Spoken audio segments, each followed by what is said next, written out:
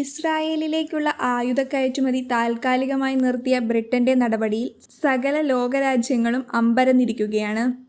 യുക്രൈനിലേക്കും ഇസ്രായേലിലേക്കും ആയുധങ്ങൾ കൈമാറ്റം ചെയ്തതോടെ അമേരിക്കയുടെ ഈ ആയുധക്കലവറ ശൂന്യമായെന്ന റിപ്പോർട്ടുകൾ പുറത്തു വന്നതിനു പിന്നാലെയാണ് ഇത്തരമൊരു നിലപാട് ബ്രിട്ടൻ സ്വീകരിച്ചിരിക്കുന്നത്.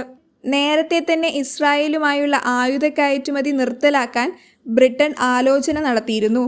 ഇതിനിടയിലാണ് ആയുധ കയറ്റുമതി ലൈസൻസുകളിൽ 30 സസ്പെൻഡ് ചെയ്തതായി വിദേശകാര്യമന്ത്രി ഡേവിഡ് ലാമി അറിയിച്ചത്. ഹമാസ് കൊലപ്പെടുത്തിയെന്ന് കരുതുന്ന 6 ബന്ദികളുടെ മൃതദേഹം ഗസയിലെ ഭൂഗർഭ തുരങ്കത്തിൽ നിന്ന് കണ്ടെത്തിയതിനു പിന്നാലെയാണ് ബ്രിട്ടൻ ഈ നടപടി. ഇത് ഇസ്രായേലിനെ സംബന്ധിച്ച് തീർത്തും അപ്രതീക്ഷിതമാണ്. ബ്രിട്ടന്റെ ഈ തീരുമാനം വളരെ നാണക്കേടുണ്ടാക്കുന്നതാണെന്നും ഈ സമയത്ത് ചെയ്യാൻ പാടില്ലാത്തതുമാണെന്ന് ഇസ്രായേൽ പ്രധാനമന്ത്രി നെതന്യാഹു തുറന്നടിച്ചിരിക്കുകയാണ്. എക്സിലൂടെയാണ് നെതന്യാഹു നിലപാട് വ്യക്തമാക്കിയിരിക്കുന്നത്. ഇസ്രായേൽ എല്ലാവിധ അന്താരാഷ്ട്ര നിയമങ്ങളുമായി പൂർണ്ണമായും പൊരുത്തപ്പെടുന്നുണ്ടെന്നും ന്യായമായ മാർഗത്തിലൂടെയാണ് യുദ്ധം നടത്തുന്നതെന്നും നെതന്യാഹു അവകാശപ്പെടുന്നുണ്ട്.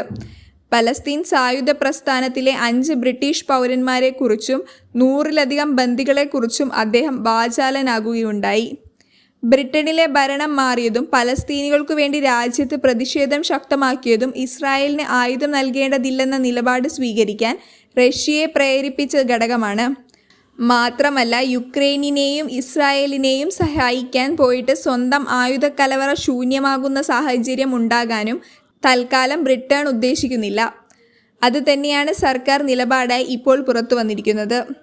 ഈ നിലപാടിനെതിരെ ബ്രിട്ടനിൽ വ്യത്യസ്ത അഭിപ്രായങ്ങളാണ് ഇപ്പോൾ രൂപപ്പെട്ടിരിക്കുന്നത്. ബ്രിട്ടനിലെ പുതിയ ഭരണകൂടം ഇതുവരെ പങ്കാളിയായിരുന്ന ഇസ്രായേലിനെ ഉപേക്ഷിച്ചെന്നും ഹമാസിന്റെ വിജയം ആഗ്രഹിക്കുന്നുണ്ടെന്നുമാണ് മുൻ UK പ്രധാനമന്ത്രി ബോറിസ് ജോൺസൺ ആരോപിച്ചിരിക്കുന്നത്. ബോറിസ് ജോൺസന്റെ അഭിപ്രായം ശരിവെച്ച ജോൺ ഹീലി ഇസ്രായേലിന്റെ സുരക്ഷ ദുർബലമാക്കില്ലെന്നാണ് അഭിപ്രായപ്പെട്ടത്. ഈ ആരോപണങ്ങൾക്കെതിരെ ബ്രിട്ടീഷ് ഭരണകൂടം തന്നെ കൃത്യമായ മറുപടി നൽകിയിട്ടുണ്ട്.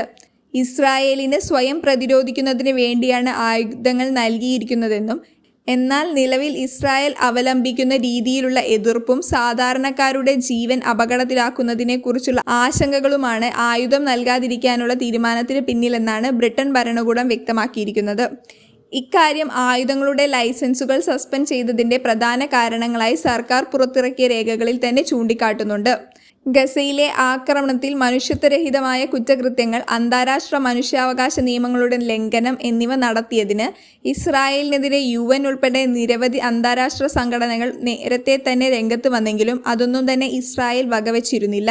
യുക്രൈൻ റഷ്യ യുദ്ധം അവസാന ഘട്ടത്തിലേക്ക് കടന്ന സാഹചര്യത്തിൽ ബ്രിട്ടന്റെ പുതിയ തീരുമാനത്തിന് അതിൻ്റേതായ പ്രാധാന്യമുണ്ട്. ബ്രിട്ടനിൽ തൊഴിലാളി വർഗ പാർട്ടിയായ ലേബർ പാർട്ടി അധികാരത്തിൽ വന്നതോടെ റഷ്യയും ബ്രിട്ടന്റെ നിലപാടുകളെയാണ് ഉറ്റുനോക്കുന്നത്. യുക്രൈൻ യുദ്ധത്തിന്റെ തുടക്കം മുതൽ തന്നെ ആയുധം നൽകി വരുന്ന ബ്രിട്ടൻ ഇപ്പോൾ ഈ കാര്യത്തിലും പുനർവിചിന്തനം തുടങ്ങിയിട്ടുണ്ട്.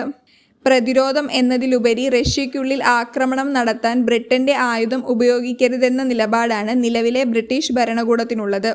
കൂടുതൽ ആയുധങ്ങൾ യുക്രൈനിൽ നൽകുന്ന കാര്യത്തിലും പുതിയ സർക്കാരിൽ വ്യത്യസ്ത അഭിപ്രായങ്ങളാണുള്ളത്. റഷ്യയുടെ കോപം ഏറ്റുവാങ്ങേണ്ട സാഹചര്യം ബ്രിട്ടനായിട്ടുണ്ടാക്കരുതെന്നാണ് ഭരണപക്ഷത്തെ പ്രമുഖർ വാദിക്കുന്നത്. ഇറാൻ ഇസ്രായേൽ യുദ്ധം അനിവാര്യമാണെന്നും റഷ്യ ഈ യുദ്ധത്തിൽ പങ്കാളിയാകുമെന്നുമാണ് അവർ ആശങ്കപ്പെടുന്നത്. ബ്രിട്ടനിൽ നിന്നും ഉയരുന്ന ഈ വാദങ്ങൾ അമേരിക്കയെയാണ് ഇപ്പോൾ ശരിക്കും അമ്പരപ്പിച്ചിരിക്കുന്നത്.